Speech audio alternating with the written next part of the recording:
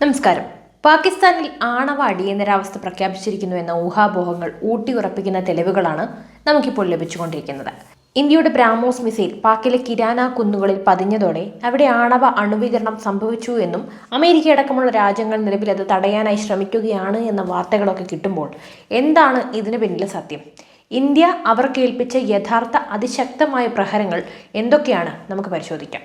പാക്കിലെ കിരാന കുന്നുകളിൽ അമേരിക്കയുടെ ആണവ അടിയന്തര പ്രതികരണ വിമാനം വട്ടമിട്ടു പറന്നത് കാണിച്ചുകൊണ്ടാണ് വീണ്ടും ഈ ഒരു വാർത്ത ഇത്ര കത്തിപ്പടർന്നത്. ആണവ പോർമുനകൾ സൂക്ഷിച്ചിരുന്ന ഭൂഗർഭ ബങ്കറുകളുമായി ബന്ധപ്പെട്ടിട്ടുണ്ടെന്ന് കരുതപ്പെടുന്ന മുഷഫ് വ്യോമതാവളത്തിൽ കേടുപാടുകൾ കണ്ടെത്തിയതിനെ തുടർന്നാണ് ഈ അവകാശവാദം ഉയർന്നു വന്നത്. US ഊർജ്ജ വകുപ്പിന്റെ ഒരു വിമാനം, പ്രത്യേകിച്ചും ആണവ അടിയന്തര പ്രതികരണത്തിനായി ഉപയോഗിക്കുന്ന B-350 AMS പാകിസ്ഥാന് മുകളിലൂടെ പറക്കുന്നത് കണ്ടുവെന്ന അവകാശവാദം പൊതുജനങ്ങളുടെ ഊഹാപോഹങ്ങൾ കൂടുതലാണ് ശക്തമാക്കിയത്. ഫ്ലൈറ്റ് റഡാർ 24 ഉപയോക്താക്കൾ N111SZ രജിസ്ട്രേഷനുള്ള വിമാനത്തെ ട്രാക്ക് ചെയ്തു. ഇത് ഇന്ത്യൻ ആക്രമണത്തെ തുടർന്നുണ്ടായ റേഡിയേഷൻ ചോർത്ത് വിലയിരുത്താൻ അയച്ചതാണെന്ന സിദ്ധാന്തങ്ങൾക്ക് അതോടെ ആക്കം കൂട്ടി.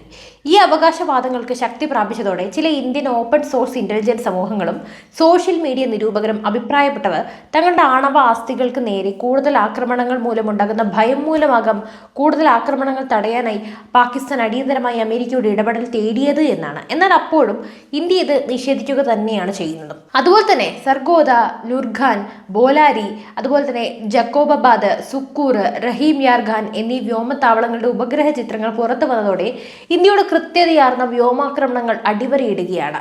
തിരഞ്ഞെടുത്ത സൈനിക കേന്ദ്രങ്ങൾ ആക്രമിച്ചതായി എയർ മാർഷൽ AK ഭാർത്തി തിങ്കളാഴ്ച പറഞ്ഞിരുന്നു. ആദ്യത്തേത് നുർഖാൻ വ്യോമത്താവളമാണ്. റാവൽപിണ്ടിക്കും ഇസ്ലാമാബാദിനും മധ്യയായിട്ടാണ് നുർഖാൻ ഉള്ളത്. റാവൽപിണ്ടി പാക് സൈന്യത്തിന്റെ ആസ്ഥാനമാണിത്. ഇസ്ലാമാബാദ് രാജ്യത്തെ അധികാര കേന്ദ്രവും. നേരത്തെ ഈ വ്യോമത്താവളം ചക്ലാല എന്നാണ് അറിയപ്പെട്ടിരുന്നത്. ഇത് ആദ്യമായിട്ടാണ് നുർഖാൻ താവളം ആക്രമിക്കപ്പെടുന്നത്. 71 യുദ്ധത്തിൽ ഇന്ത്യൻ വ്യോമസേനയുടെ 20 സ്ക്വാഡ്രൺ ഈ വ്യോമത്താവളത്തെ ഹോക്കർ ഹണ്ടുകൾ ഉപയോഗിച്ച് ആക്രമിച്ചിരുന്നു. ഇവിടെ നിരവധി കെട്ടിടങ്ങൾ തകർന്നു കിടക്കുന്നത് ഉപഗ്രഹ ചിത്രങ്ങളിലൂടെ നമുക്ക് കാണാൻ സാധിക്കും. അടുത്തത് റഹീം യാർ ഖാൻ ആണ്.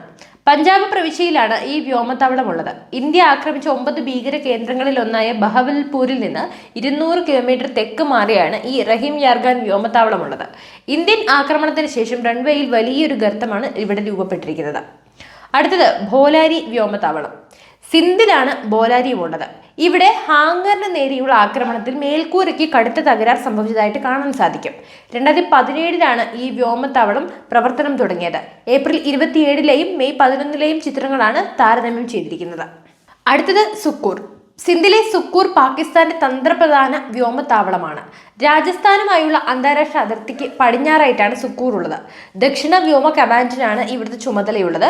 മെയ് 10 ചിത്രത്തിൽ വ്യോമത്താവളത്തിന് സാരമായ തകരാറുകൾ കാണിക്കുന്നുണ്ട്. അടുത്തത് ജാക്കോബാദ് വ്യോമത്താവളം.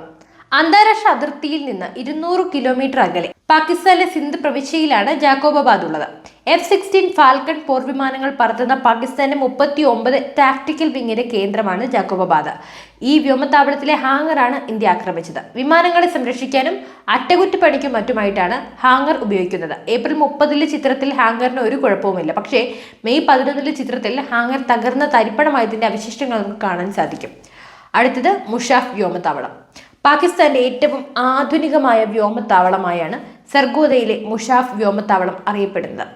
F-16 യുദ്ധവിമാനങ്ങളിലെ 29 സ്ക്വാഡ്രണുകൾ, ഫ്രഞ്ച് നിർമ്മിത അലോവേറ്റ് ഉൾപ്പെടുന്ന helicopter unit, French falcon, 20 modified business jet ഉൾപ്പെടുന്ന പാക് വ്യോമസേനയുടെ ഏക ഇലക്ട്രോണിക് യുദ്ധസന്നാഹ യൂണിറ്റ് എന്നിവ അടക്കമുള്ള 38 ടാക്ടിക്കൽ വിങ് ഇവിടെ പ്രവർത്തിക്കുന്നുണ്ട്.